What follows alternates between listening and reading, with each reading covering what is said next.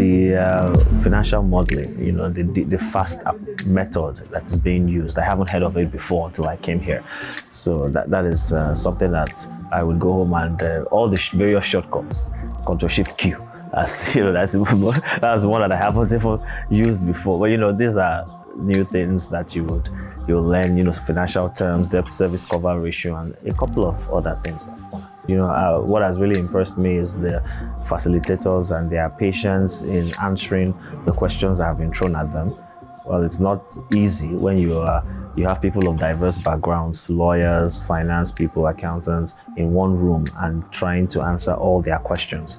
So I would say it's been a very good experience, and it's something that I would recommend to other finance professionals.